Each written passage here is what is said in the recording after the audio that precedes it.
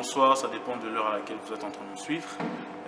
Nous sommes heureux d'être parmi vous en ce jour avec nos 4 invités. Nous parlons autour de notre expérience de la nouvelle naissance, de la manière dont nous avons rencontré Christ dans notre vie comme notre Seigneur et Sauveur. Et c'est pour moi un privilège d'avoir sur ce plateau 4 jeunes dames qui vont devoir se présenter. Comment on vous appelle? Moi, c'est la sœur Rebecca. Je suis étudiante en droit. Étudiante en droit. Et notre sœur? Je suis la sœur Magali, je suis étudiante en droit.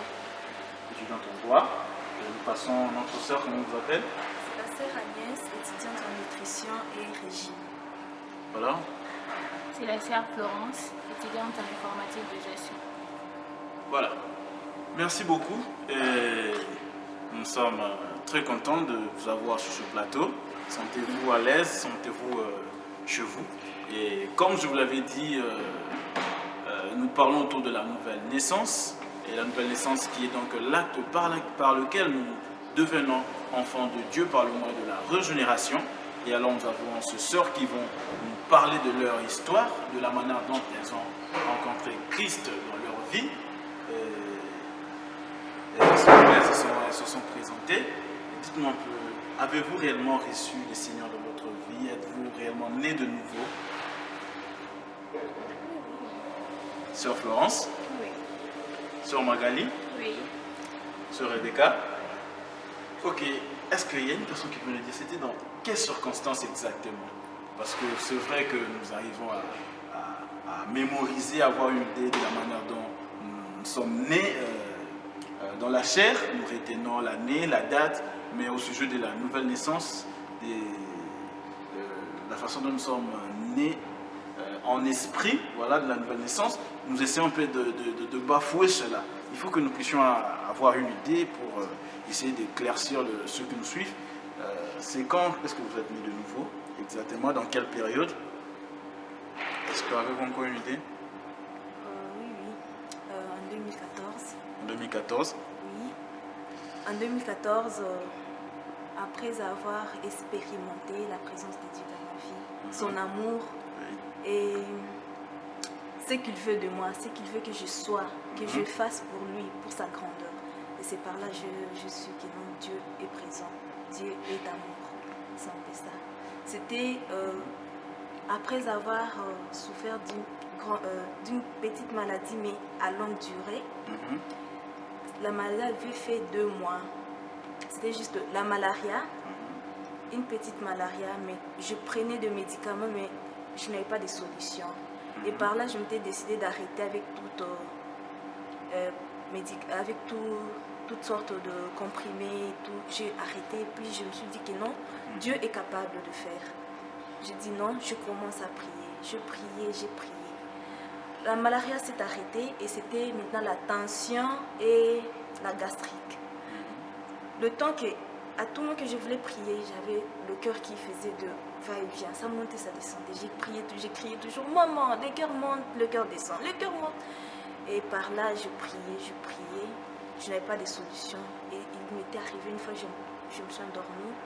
Et je vis, c'était comme une vision, c'était une bataille. Et là, j'avais eu la guérison. Dieu m'a libérée, Dieu m'a sauvée parce que c'était un long chemin. Et par là, il y a eu un message qui était sorti parce que ma tante est quelqu'un qui demeure dans la présence de Dieu. Dieu a dit, il a des projets, un grand projet pour moi, mais c'est seulement si je me retourne vers lui, je devrais me libérer de tout ce que n'est pas de Dieu et rentrer vraiment dans sa présence. C'est un peu ça. Dieu est amour, Dieu est miséricordieux. Amen, amen, amen, amen. Et la sœur Florence, avez-vous quelque chose à dire? Essayez un peu de nous expliquer. C'était par quelles circonstances que vous avez fait ce choix de marcher avec Christ? Non, c'était aussi en 2014. 2014. C'était pendant une retraite de prière qui était organisée par notre église. C'était uniquement pour les jeunes. C'était pour la jeunesse en fait. Et j'étais membre, j'ai participé aussi. Et je me suis dit, depuis ma marche avec l'Éternel, avec Dieu, est-ce qu'il est réellement mon Seigneur et mon Sauveur? Et je me suis posé cette question et je puis répondre par moi-même. Je dis qu'il est juste mon Seigneur, il était juste mon Seigneur, il n'était pas mon Sauveur. Et pourquoi je dis ça? C'est en fait, j'étais avec Dieu et j'étais aussi dans le monde. C'est-à-dire, j'ai continué à suivre le péché, j'ai continué à demeurer dans le péché en étant avec Dieu. Et cette jour-là, j'avais la décision de me séparer avec le péché et de marcher uniquement avec Jésus. Et c'était dans cette circonstance-là que j'avais remarqué Christ comme mon Seigneur et mon Sauveur. Amen, amen, amen. Voilà, nous sommes très contents de ces belles expériences, de votre rencontre avec Christ. Mais j'ai une autre préoccupation, sœur Rebecca, sœur Magali. C'est vrai, il y a des expériences qui ont marqué notre vie en étant chrétien, en étant enfant de Dieu. C'est un témoignage, avez-vous un témoignage à nous passer ou à passer au peuple de Dieu qui nous suit? Quelque chose qui vous a vraiment marqué dans votre marche avec Christ? Sœur Rebecca, vous avez quelque chose à dire? Oui, je dirais, moi-même d'abord, je suis le témoin de Christ parce que je témoigne l'amour de Dieu dans ma vie. Ce que Christ a fait dans ma vie, il a changé ma vie, il a ôté de la malédiction, il a ôté, il a changé, il a transformé ma vie. J'étais une personne misérable, qui avait toujours des problèmes, des soucis. Et Dieu a enlevé cela et m'a donné la paix que le monde ne pouvait pas me donner. Et cette paix, c'est ce que je suis en train de vivre maintenant. C'est un peu ça. Amen, amen. Et sœur Magali, vous avez un témoignage à nous partager? Oui, bien sûr, pourquoi pas. Premièrement, si je suis en vie, si je souffre de vie, c'est déjà un témoignage. Par là, je dirais, ça fait des années, quand j'étais encore en 5e de humanité, j'étais malade, j'ai fait 2 mois hospitalisée. Et puis quand je suis sortie de l'hôpital, je suis rentrée à la maison, après quelques jours, je suis encore tombée malade. Et il était une fois, j'avais cours, j'étais allée à l'école, on avait examen. Au moment où les autres faisaient l'examen, moi je ne saurais pas, je ne faisais pas l'examen parce que j'étais souffrante. Et par après, l'inspecteur a dit à une amie de me raccompagner à la maison. Quand j'ai rentré, et pourtant je m'étais préparée pour faire l'examen, je me disais, Seigneur, pourquoi je suis à tout moment malade? J'ai été hospitalisée, maintenant quand je suis encore malade, Seigneur, pourquoi? Donc j'avais une décision, dès que je rentre à la maison, je vais directement aller dans ma chambre pour prier. Et puis quand je suis arrivée à la maison, je n'avais rien dit à maman ni à papa. Je suis directement allée dans la chambre. Donc j'étais en fait choquée. Je me disais pourquoi à tout moment je suis souvent malade. Et quand je suis arrivée dans ma chambre, et je mis la musique de Serre-Laure. Et par après, j'ai commencé à prier. Je priais avec foi. Je priais avec foi et il y a une voix dans mon intérieur me disait saute. Et je sautais. Dans la chambre, je sautais seule. Si, il y a encore une voix qui me dit mets-toi à genoux. Je me suis mis à genoux. Il y a encore une voix qui me dit chante encore cette chanson-là.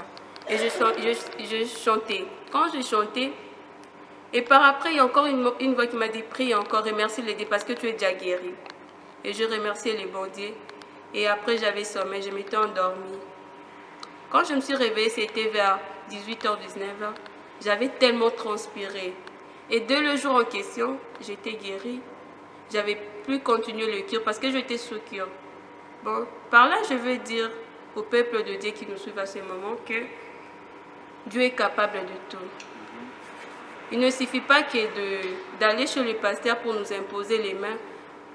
Il est écrit dans la Bible, nous avons eu l'accès. Il ne faut pas toujours passer par des prophètes, par des pasteurs pour avoir la gloire ou pour être guéri, quelque chose de ça. C'est un peu ça. Et si, quand on fait quelque chose, il faut aussi avoir la foi, il ne faut jamais douter. Moi, je me disais que, tel que je rentre maintenant, là, je dois prier et je dois être guéri. Et j'étais guéri par ma foi. Amen.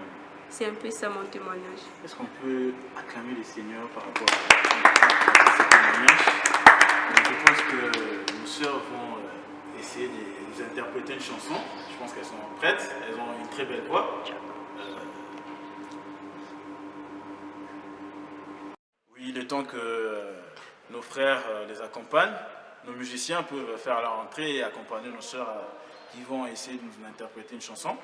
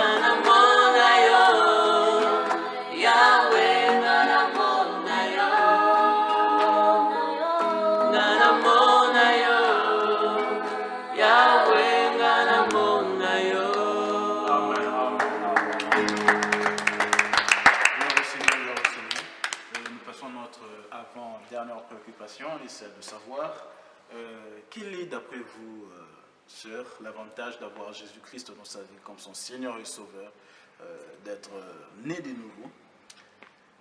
Quelqu'un peut-il nous aider par rapport à cela? Sœur Florence, quel est l'avantage d'après vous? Il y en a tellement beaucoup. Je vais juste citer un. L'avantage d'avoir Jésus dans ta vie, dans sa vie, c'est que tu as l'assurance dans la vie. Dieu est l'assurance de notre vie. Et je voudrais appuyer aussi un verset biblique, dans Psaume 23, les versets 1-2. L'Éternel est notre berger et nous manquerons de rien. C'est-à-dire, il est notre berger et lorsqu'il est notre Seigneur et notre Sauveur, nous ne manquerons de rien. Amen. Chère Agnès, avez-vous quelque chose à ajouter? Oui, c'est vraiment important d'avoir Jésus-Christ dans sa vie. Parce que quand il est mort sur la croix de Golgotha, il a dit tout est accompli. Amen. Il a pris nos problèmes et nos fardeaux en charge. Alors quand je suis avec lui, je ne crains de rien. Je me dis que non, j'ai un grand, le roi des rois, le Seigneur des seigneurs. C'est lui qui donne la paix que le monde ne peut jamais donner. Donc c'est un peu ça. Chère Magali, avez-vous quelque chose à ajouter? Ouais, je dirais oui. Comme le dit l'apôtre Paul, celui qui est en moi est plus fort que celui qui est dans ce monde. Donc, avoir Dieu dans sa vie, c'est plus avantageux. Je ne trouve pas de désavantages. Il y a plus que des avantages. Je dirais, il est la solution à mes problèmes, l'assurance de ma vie. Donc tout ce qui est positif, c'est avec Christ. Amen. Amen. Amen. Notre dernière préoccupation, mes sœurs, nous sommes déjà presque à la fin de notre émission. Mais dites-nous un peu, quel message vous passeriez à tous ceux qui nous suivent, le peuple de Dieu qui nous suit, et que suggériez-vous à ceux qui n'ont pas encore reçu le Seigneur dans leur vie comme leur Seigneur et Sauveur? Quel message vous passez par rapport à cela? Peuple de Dieu, par là je dirais, pour ceux qui ont reçu Christ comme Sauveur, Seigneur et Sauveur, de demeurer fidèles dans la présence de l'Éternel. Car Dieu est tout, car Dieu répond à tout. Donc restez fidèles et lui, il va faire tous vos désirs. Et pour ceux qui n'ont pas encore reçu Christ comme Seigneur et Sauveur, je dirais, peuple de Dieu, Christ est merveilleux, il est miséricorde. Donc, suivez le chemin de Christ, car il a dit, je trace deux chemins. Il y a le chemin de la vie et le chemin de la mort. Mais moi, je nous conseillerais de suivre le chemin du salut, le chemin de Christ, parce qu'après la vie, il y a la mort. Maintenant, on doit se dire, après la mort, où irai-je, où j'irai? Par Christ, il y a la vie éternelle. Mais après la mort, pour ceux qui sont en dehors de Christ, il y a les souffrances. Donc, je nous conseillerais de suivre le chemin de Christ. Parce qu'il est toujours fidèle. Il avait accepté d'être crucifié pour nous, de prendre notre place.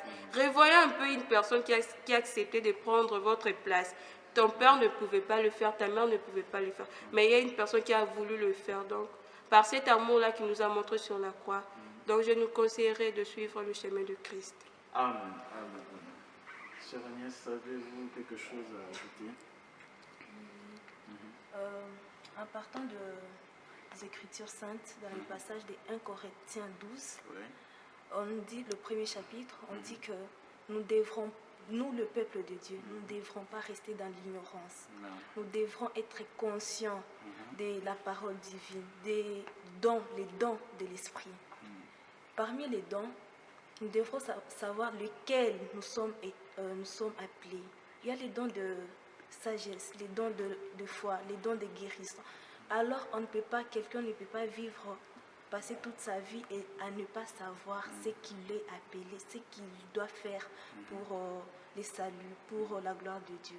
Donc nous devrons savoir qu'est-ce qu'on doit nécessairement faire. Parce que quand il donne le souffle de vie, on ne lui donne rien, on ne donne pas de l'argent, on doit savoir justement faire un petit service à Dieu pour sa louange, pour son adoration. Amen. Gloire au Seigneur, gloire au Seigneur. Nous pensons que vous aviez été bénis par ce moment merveilleux où nous avons appris beaucoup de choses, de nouvelles expériences avec nos invités. Et je ne sais pas pouvez-vous faire une petite dernière chanson, juste pour faire un bye-bye à ceux qui nous suivent, et pour édifier le peuple de Dieu, une dernière chanson et enfin nous séparer.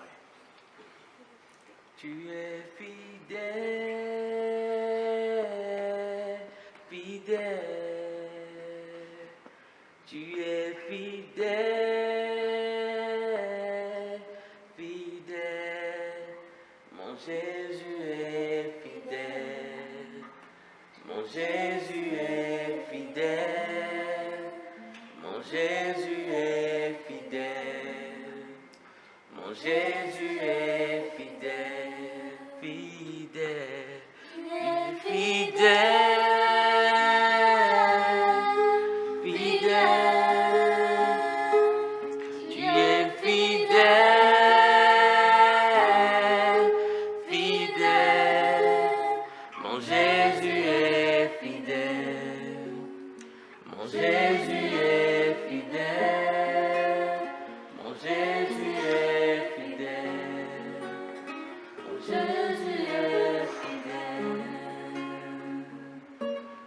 Amen, amen. Merci beaucoup, merci beaucoup.